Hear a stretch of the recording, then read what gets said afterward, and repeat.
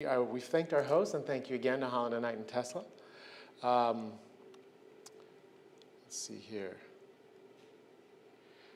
I'll talk more about this later, but as I mentioned earlier, we do quarterly stakeholder challenges now in 4 cities. What we've decided to do for Q1, the topic is critical infrastructure, equity, and resilience. We're going to bring all 4 cities together in conjunction with the city of San Juan, and we're going to have a 4-day thought summit. We're going to have an incredible cast of speakers already that have confirmed to be there.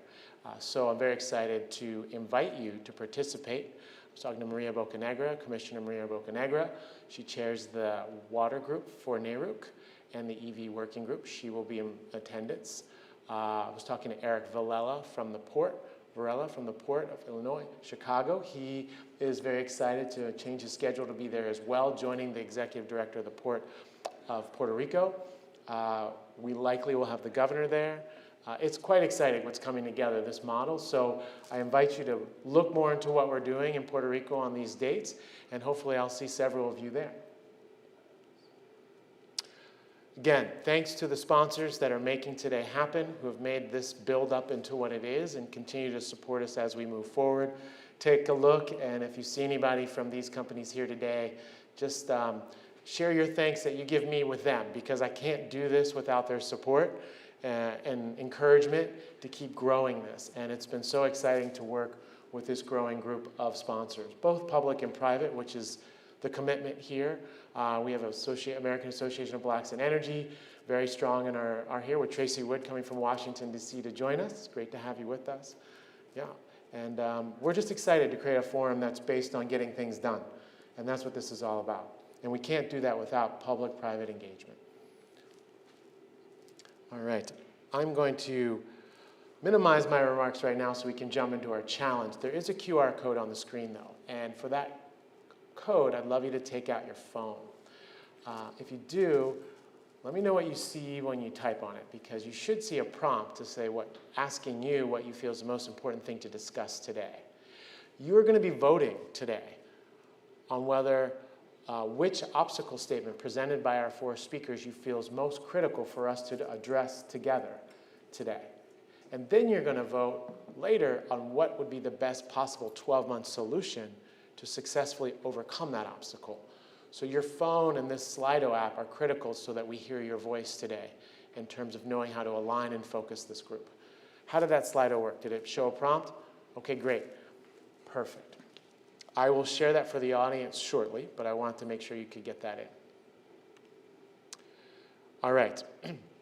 We are going to jump right into the speaker challenge. We heard from Chair Zaleski, which was great, and Kyra Woods. Thank you for the equity piece. Every speaker that you're going to hear from today was challenged within 5 slides, more or less, and 8 minutes to deliver what they see is the critical obstacle in regards to mobility and transportation for Chicago to overcome in order to meet its carbon and equity goals. Equity is integrated into everything we do. In fact, it's honestly one of the, I feel, tremendous, I guess it's an honor. It's just a privilege that I get to be in a position where I get to help create the room that I feel is critical for us to deliver the future we want. And you all have helped me make this room. So that's a real, something I find very personally gratifying about this work. And you're helping me do this, and it's phenomenal. So it's engaged and integrated into everything across every city, this issue of equity, into what we do on this topic. Because we want a new future, but we want a future that feels good for everyone in it. So to begin things off, this is how it works. You understand that the prompts, our speakers have 8 minutes and 5 slides. They're going to come up and they're going to present their obstacle statement. You will hear from each speaker, and then in Slido, magically what will appear are their obstacle statements, and we'll do consensus voting on which one feels most compelling for us to focus in on to find a solution. All right? We'll go there, we'll get this done, and I'll tell you about the next phase after we get this first important part done. So to start things off, Erin Alleman, she is with the Chicago Metropolitan Agency for Planning. CMAP has been involved with our work since 2014 with Tom Murtha and others. And Aaron, I'm so grateful that you're here to start things off. There you are. Welcome. The floor is yours. Into advance, you can just push the space bar or that. Cool. All right. Thank you. All right, well, thank you so much. I'm thrilled to be here. I'm excited to talk about transportation. I would talk about transportation all day long if you cornered me in a room here. But one of the things that I wanted to start with is just in thinking about this challenge, I was thinking about a conversation I had with my young daughter last year or so ago, and we were working on an assignment. She was working on an assignment that was really related to our family's core values. And so like a good mom, I was kicking things off, and I was like, okay, one of our core values as a family is that we believe all people are equal. And in an instant, my daughter said to me, but Mom, Miss Rodriguez says that we should be treating people with equity, right? Because equal means everybody gets the same thing, but equity means people get what they need. That's out of the mouth of babes, right? An 8-year-old. She's now 10. But when our kids get it, I really think we have an opportunity and an incentive to do better. And so at the Chicago Metropolitan Agency for Planning, otherwise known as lovingly as CMAP, we represent 7 counties here in northeastern Illinois. We're a government agency. We work with 284 municipalities. That diverse array of partners that we work with is really important to us implementing an inclusive and thriving region here in northeastern Illinois. And our roadmap for the region really focuses on our regional economy, on climate, and transportation strategies. And it really isn't possible to address climate without addressing equity and environmental justice. And thinking about the disparities here that exist in our region, they're real. And oftentimes we don't have the opportunity to go to those communities and experience it firsthand because we can come here, right? And there are lots of places, the way that our city has been developed and our region has been designed, that you just don't have the opportunity to see what it's like to live in a community that has been impacted by transportation inequities and climate inequities. So I'm here to talk to you today about what we can do as leaders in reducing these negative impacts and thinking about advancing the widespread adoption of low and zero emissions vehicles here. Oh, I think this is where I should have started here. But cleaner cars mean cleaner air. And we really all have the responsibility to pave the way for this future.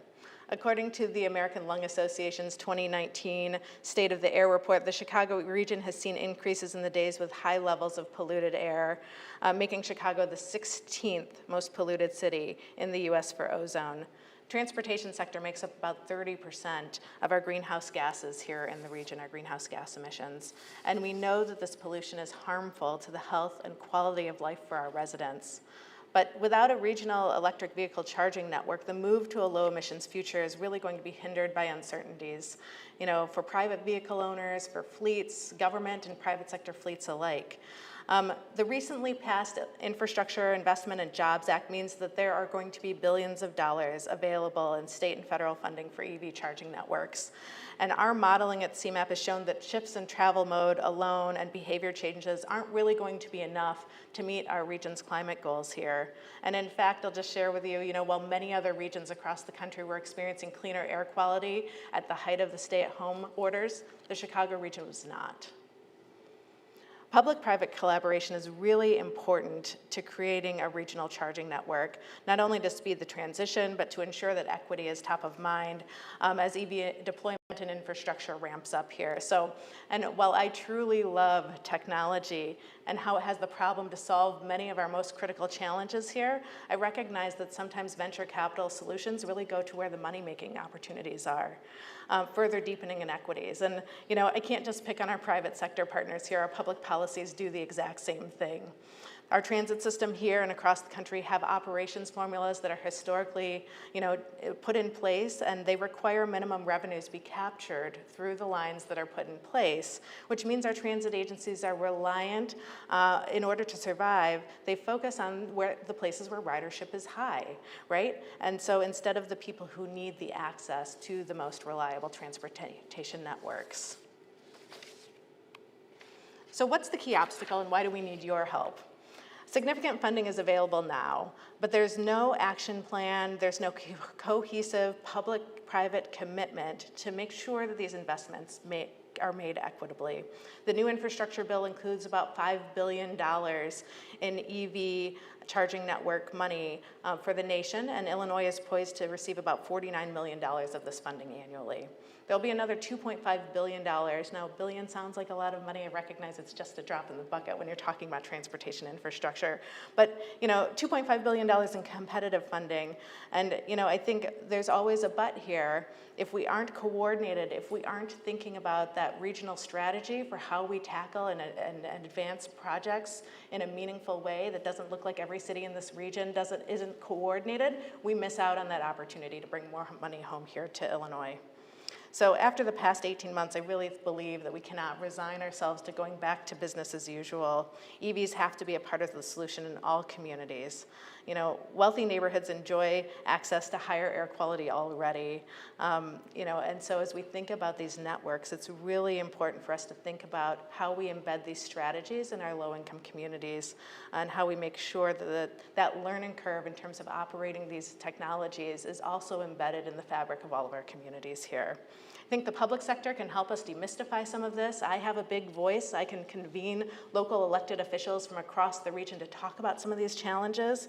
But I also have some funding that we can start to think about how we apply that funding differently. What do we need to measure in order to make a difference here as we begin to implement and see these resources come to the region?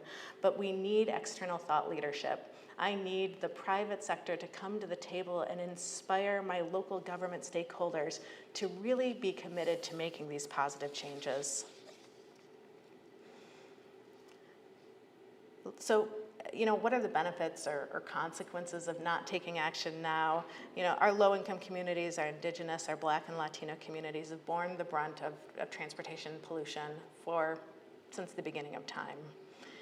We get more resources in this region. We get federal resources and dollars because our air quality is so poor. And I can tell you, I would trade better air quality and healthier children and children with less instances of asthma for more transportation dollars any day. Our region really limits its own potential when we leave too many people and places behind.